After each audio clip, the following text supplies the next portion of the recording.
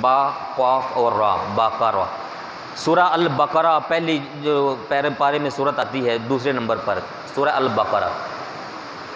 بقرہ گائے کو کہتے ہیں، یہ بقرہ وہ ہمارے اردو والا نہیں، باقرہ یہ عربی والا لفظ، یہ کہتے ہیں گائے کو۔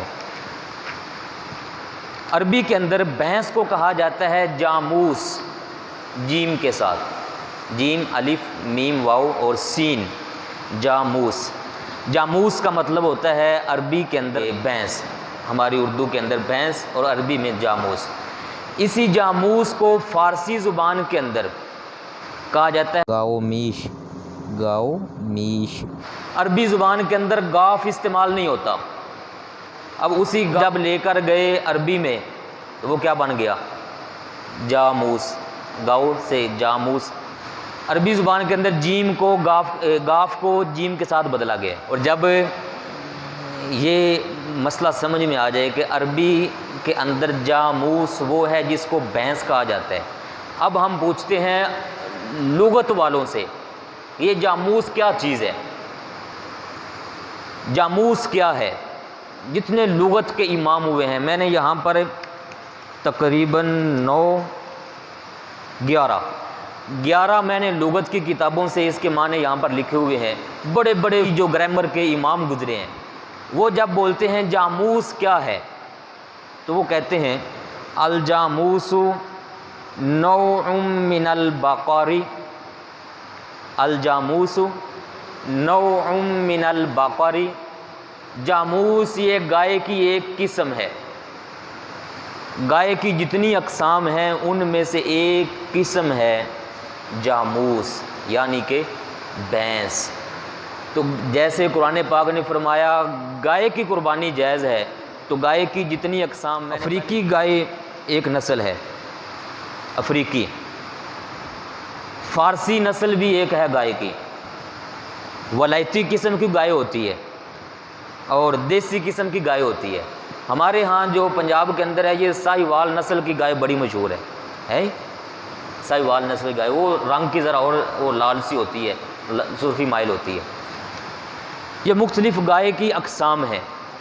عربی والے یہ کہتے ہیں کہ جاموس بھینس یہ بھی گائے کی اقسام میں سے ایک قسم ہے، اور جب اس کی مزید تفصیل میں جائیں تو یہ کہتے ہیں کہ اس دور میں عرب کے اندر یہ نہیں پائی جاتی تھی بلکہ یہ عجم کے اندر پائی جاتی ہے، عرب کے علاوہ جتنے ایریے ہیں ان کو کہا جاتا ہے عجم، تو عجم کے اندر یہ جاموس پائی جاتی ہے جو گائے کی اقسام میں سے ایک قسم ہے۔ تاج العروس المعجم الوسیط الظاہرہ فی غریب الالفاظ، مشکل الفاظ کے معنی، یہ عربی کے اندر ایک لغت ہے۔ المحکم والمحیط، بڑی تفصیل کے ساتھ اس میں ذکر کیا گیا عربی الفاظ کا۔ شارح صحیح مسلم ہوئے ہیں امام نووی، انہوں نے اس چیز کا ذکر کیا ہوا ہے، کتاب التنبیہ فی الفقہ الشافعی، اس کے اندر انہوں نے ذکر کیا۔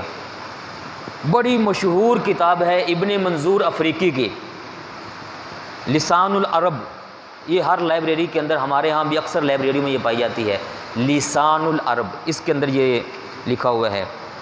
یہ مختلف چند نام میں نے بتا دیے ہیں، 11 میرے پاس نام لکھے ہوئے ہیں، ان ساری لغت کی کتابوں میں یہ بات لکھی ہوئی ہے پیارے بھائیوں، الجاموس نوع من البقر، بھینس یہ گائے کی اقسام میں سے ایک قسم ہے۔ اور میں نے پہلے قرآن پاک سورہ الانعام آیت نمبر 142، 43، 44 کا یہ حوالہ دے دیا ہے۔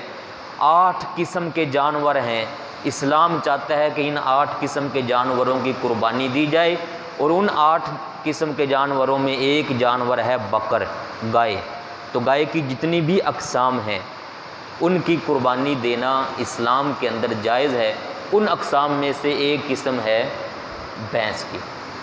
یہ مسئلہ کبھی بھی اختلافی نہ سمجھیے گا، بلکہ امام اہل سنت امام احمد بن حنبل علیہ رحمہ تو یہاں تک فرماتے ہیں، آپ سے پوچھا گیا کہ بھینس کے متعلق کیا حکم ہے، کیا اس کے اندر بھی 7 حصے ڈالے جا سکتے ہیں جیسے گائے میں ڈالے جاتے ہیں؟ تو آپ نے فرمایا لا عارف خلاف ھذا، مجھے نہیں معلوم کہ اس کے اندر کسی نے اختلاف کیا ہو، بلکہ یہ اتفاق ہے کہ جیسے گائے میں 7 حصے ہو سکتے ہیں قربانی کے، ایسے ہی بھینس کے اندر بھی 7 حصے ہو سکتے ہیں قربانی کے لیے۔ تو یہ تو بالاتفاق وہ نقل فرما رہے ہیں۔ ایک آیت میں پیش کرتا ہوں، سورہ یونس کے اندر 11ویں پارے میں یہ لکھا ہوا ہے، کیا اللہ تبارک و تعالیٰ نے تمہیں اجازت دی ہے، تمہیں اختیار دیا ہے کہ اپنے پلے سے ہی کسی کو حرام بنا دو اور اپنے پلے سے ہی کسی کو حلال ٹھہرا دو؟ اللہ پاک نے تمہیں اختیار دے دیا ہے؟ نہیں، یہ اختیار کس کو ہے؟ یہ خود اللہ تبارک و تعالیٰ نے اپنے پاس اختیار رکھا ہے، اور اللہ تبارک و تعالیٰ نے یہ اختیار صاحب شریعت پیارے نبی پاک خاتم النبیین صلی اللہ علیہ وآلہ وسلم کو عطا فرمایا۔ جس کو آپ نے حلال ٹھہرایا ہے وہ حلال ہوگا، جس کو آپ نے حرام ٹھہرایا ہے وہ حرام ہوگا۔ ہم اپنے پلے سے کسی کو حرام نہیں کر سکتے، کسی حلال کو حرام نہیں کر سکتے، اور کسی حرام کو حلال بھی نہیں کر سکتے۔ یہ میں نے تھوڑی سی تفصیل اس لیے بتائی ہے کہ ایک گائے کی اقسام میں سے ایک قسم بھینس جو ہے، اس کو کبھی بھی حرام نہیں کہنا یا قربانی کے لیے یہ نہیں لگتی، یہ آپ سارے بھائیوں نے اپنے ذہن میں سے مسئلہ نکال دینا ہے کہ یہ نہیں لگتی، اور یہ پکا کر لینا ہے کہ یہ قربانی کے لیے لگ جاتی ہے، جائز ہے۔